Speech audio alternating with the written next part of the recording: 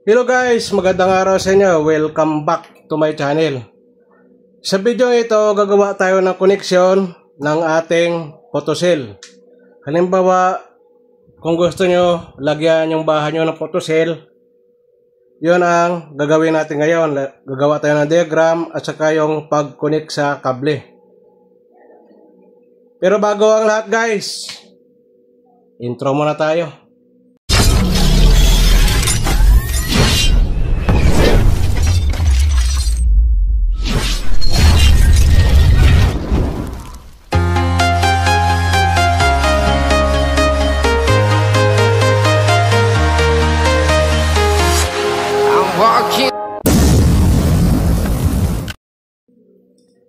Ngayon guys, babalik tayo dito sa paano mag-connection sa photocell at saka paggawa ng diagram nito.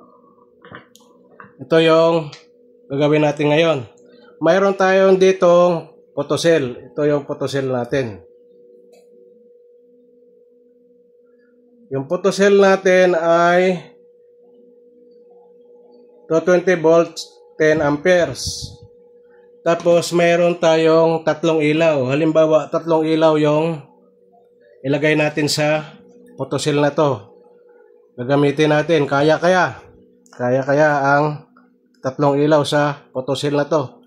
Kasi nakalagay dito ay 220 volts, 10 amperes. Yung isang ilaw natin ay 9 watts, 110/220 volts. Pwede sa 110 hanggang to 20 volts. Ito naman ay 9 watts. Kaya nilagyan ko ng tape para makita nyo kasi dito napakaliit. Hindi natin mabasa. Pero ito yung nakalagay dito sa ilaw, yung naka-indicate. Ito yung isa ay 9 watts, 120 volts to 240 volts AC. Ito ay LED light. Ito naman yung isa, 7 watts, 100 to 240 volts AC. Ngayon, pag tinotal natin lahat ito, yung dalawang 9 watts at saka 7 watts ay magiging 25 watts. Bali, yung 3 lights natin, 3 lights,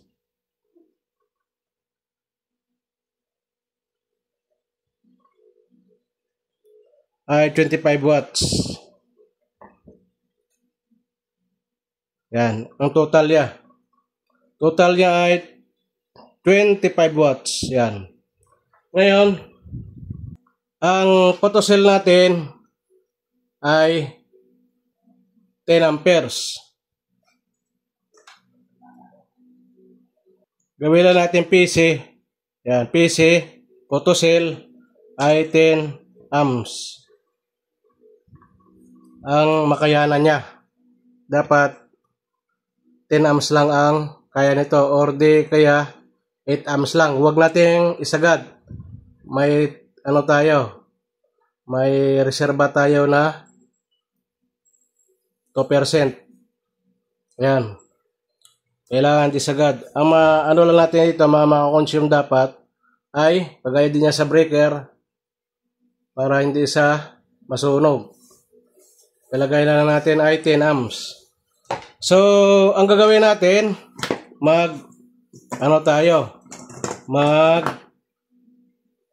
Ohm's law. Gagawa tayo ng Ohm's law triangle. Para malaman natin kung ang photocell na to, kaya niya yung tatlong ilaw na 25 watts. Dito na tayo sa Ohm's law triangle muna. Bali, yung gagawin natin ay P, power, yan ang watts, tapos I, yan ang current, o amperes, ang lalabas dyan, B, yan ang voltage. Pag ito yung kinukuha nyo guys, ito times to, ito dito times. Pag balik tayo nyo naman, okay naman. Pag dito, ito, division naman. Pag dito naman, pareho lang yan na division. Yan. para maliwanag tayo. Mayroon tayong tutorial dyan sa Ohm's Law Triangle. Ngayon, dahil 25 watts yung ilaw natin, 10 amperes yung photocell natin. Ngayon guys, ang gamitin natin na formula ay ito. I equals B divide P. Yung I natin ay ito ang 10 amperes. Yung dito sa photocell natin. Yan. 10 amperes na nakalagay dito. Tapos yung ang total ng ilaw natin na tatlo ay 25 watts. Kaya ng natin ito, photocell. Kasi 10 amperes to. Ngayon, ang gagawin natin, dahil ang I natin na current ay 10 amperes, yung volts natin ay 220, yung power natin ay 25 watts. Pag ilagay natin 220 divide 25, 8.8. Kasi nakalagay sa dito ay 220 volts. Kaya ito yung ginawa natin. Sa 220 tayo kumuha. Kaya yung total niya ay 8.8 volts. Kaya niyang tatlong ilaw guys. Ngayon nakuha na natin dahil ginamitan natin ang Ohm's Law Triangle. Ganun lang gamitin natin guys. Pag ito yung kinukuha nyo, dahil kinuha natin, ito yung kinukuha natin. Tatakpan natin yan. Pag ito yung kinukuha natin, yung power at saka current, volts yung lalabas dyan. Pag ganito naman, yan, ibig sabihin power ang kinukuha natin. I times volts. May tutorial tayo dyan guys sa video natin. Burahin natin to. Gagawa na natin ngayon to ng diagram. Gagawin natin ang diagram. Ito tayo.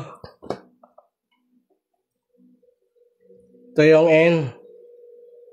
Or line 1 or line 2. Kaya ginamitan lang natin ang line to neutral. Neutral yan. Ito, simple diagram lang. Ang gagawin natin diagram ay series na lang para mabilis. Series connection ng ilaw natin. Yan. Tapos, ito yung photocell natin. Diba, ito yung photocell natin. Ito. Yan.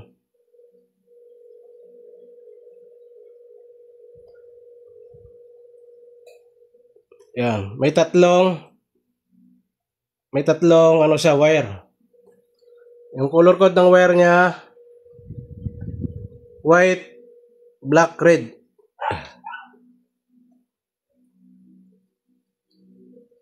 Kaya ang gagawin natin, ang connection ay gaya nito. Ito yung red. Yan.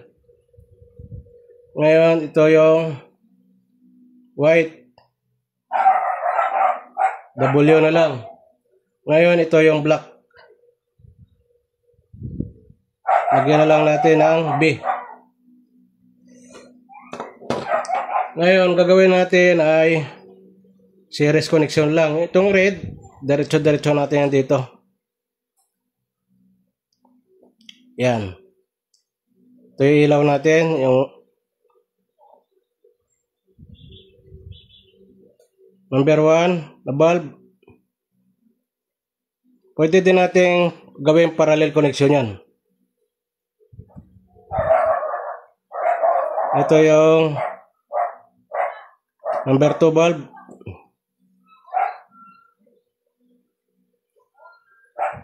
Ito yung number 3 bulb.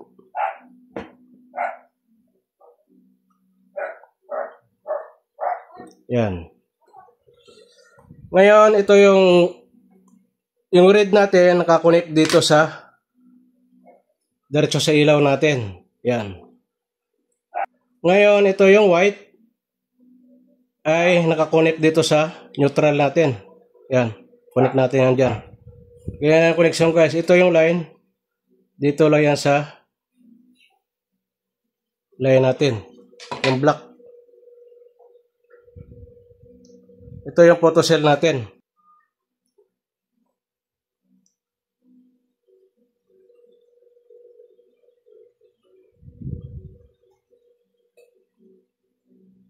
Yan photocell natin guys.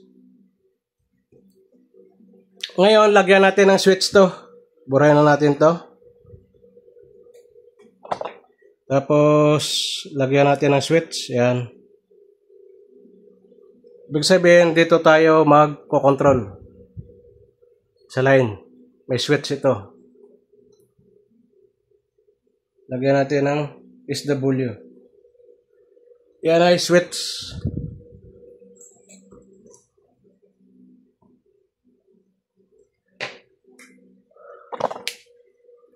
Ngayon, gagawa natin yung connection guys.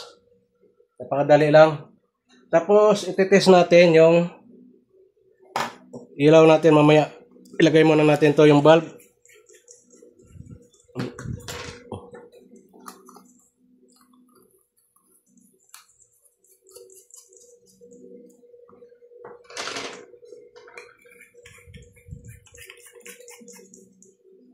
Yan, nalagay na natin. Ang gagawin natin ito guys ay series connection.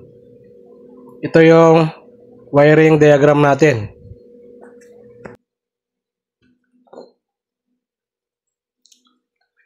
Yan, series connection. Lagyan natin series connection to ha. Kaya mangyari ito, madali lang.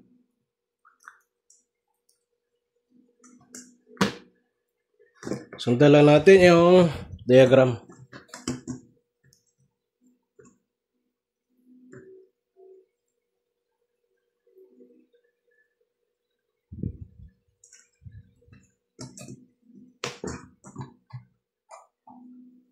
Lagyan natin ng spacing nut guys para di siya naka-open. Pwede din natin gawin parallel ito, parallel connection.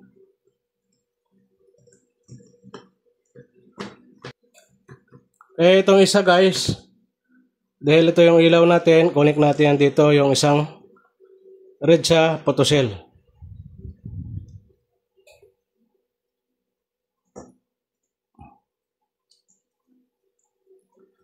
Naka-connect na ang isang linya ng photocell natin. Ngayon, yung white ay nakakonect din dito. Nakakonect dito sa, tingnan natin, yung white nakakonect sa dito, sa pinakadulo ng ilaw natin. Kaya, i-connect natin dito.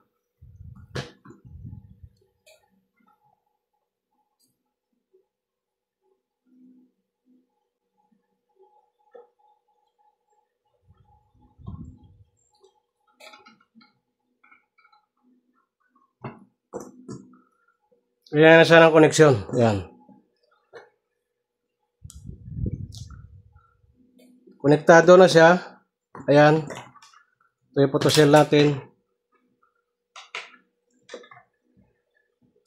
Tapos ito yung black.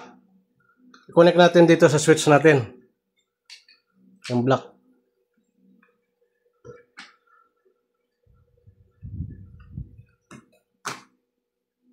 Connection natin dito. Para may switch tayo.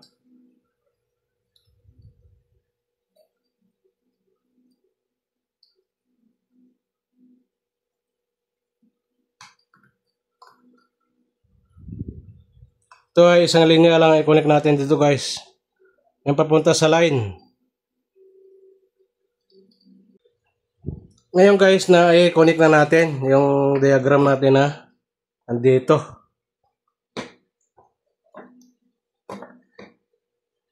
Naka-series connection tayo. Kaya maiksi lang yung ano natin, yung wiring dahil para makita.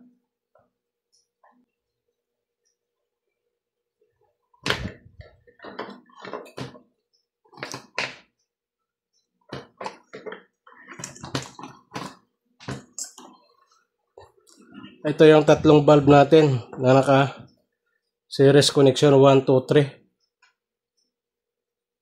Ngayon, ito yung switch natin. Kung saan nakalagay yung switch dito. Ayan, sa line. Tapos, ito, yung white na nakakunik dito, dinaretso natin dito sa ilaw. Ganun pa rin yung connection yan. Pwede nyo lagyan ng dito, tapos dito kayo magkukonek pag nag-actual na kayo. Ito yung sa taas ng bubong ng bahay guys, ito yung photocell. Na kung sakaling maarawan, pag umaga mamamatay. Pagdating ng gabi, ay iilaw ito yung bulb. Kasi ito yung pinaka-switch niya.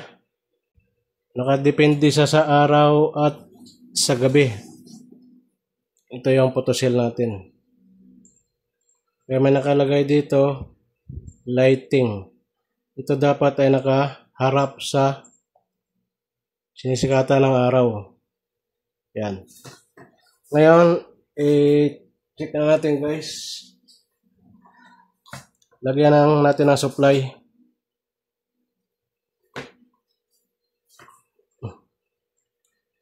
Hindi sa umiilaw dahil maliwanag. Takpan natin ito yung sensor niya. Para wala siyang na liwanag. Takpan natin. Kailangan mabubuhay yung natin. Yung bulb. Switch natin.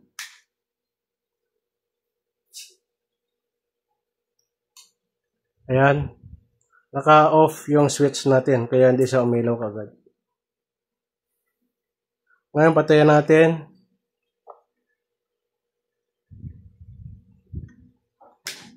Yan. Ito yung control ng switch guys. Pag kailangan nyo lagyan ng switch. Pero mas maganda may switch talaga. Tapos naka-plug in tayo. Ngayon, buhayan natin. Daan natin sa switch. Ngayon, pag umilaw to, tatanggalin natin to. Yan. Kung may ilaw siya, tanggalin natin to. Para maliwanagan. Kung di siya mamatay, ayan, namatay siya. Ngayon, takpan natin ulit.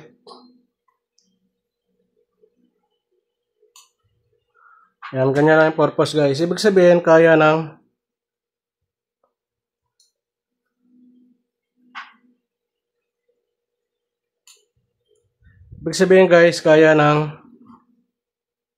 tatlong ilaw ito.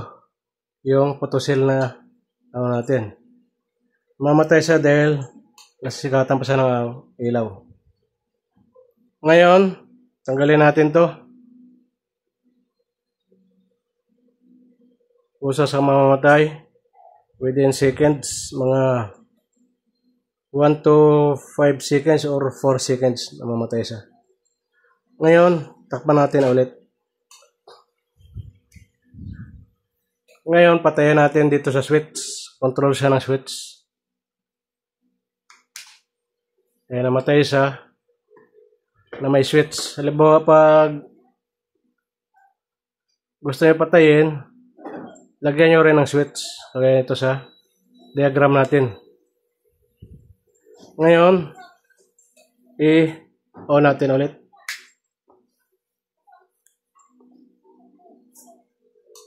Ayan, nabuhay siya guys.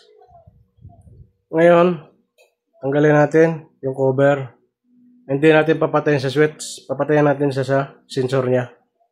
Diba pag may araw na, ayan mangyayari. Usa siyang mamamatay. Ito guys, ginawa natin sa Ohm's Law. Pwede din natin gawin parallel to. Yung connection natin. Pag nagparallel kayo, ito lang.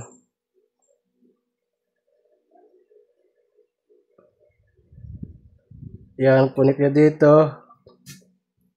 Tapos,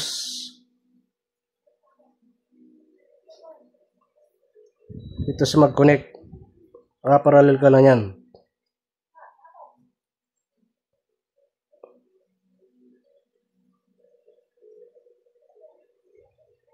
Connect sa dito. Ngayon, yan ang parallel na connection natin. Kanina, sineries connection lang natin yung guys. Kaya, madali natin i-connect. Naka-series connection tayo. So, gamitan nyo ng Ohm's Law triangle. Halimbawa, hindi nyo alam to, mayroon tayong Ohm's Law triangle din kanina na nilagay. Ngayon, di siya namamatay. Kung di siya mamamatay guys, ito yung papatay sa kanya. Ayan. Flashlight. Basta may liwanag lang siya. Kasi natatakpan yung pinaka-sensor niya kaya nabubuhay siya.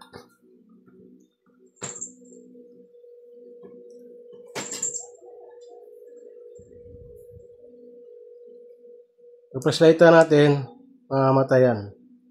Yan. Sige guys, salamat sa panonood. Ito lang yung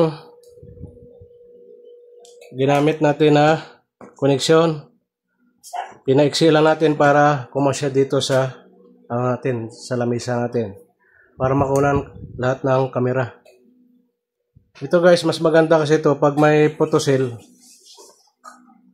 Halimbawa, pag umalis kayo sa bahay niya, walang tao, kusasang ilaw yung ilaw natin. Kusasang ilaw. Kusasang sisindi, kahit walang tao. Ito yung nagko-control. Yung photocell. Ito yung nagsiswitch at saka nag-off. Kahit walang switch, kusasang mabubuhay.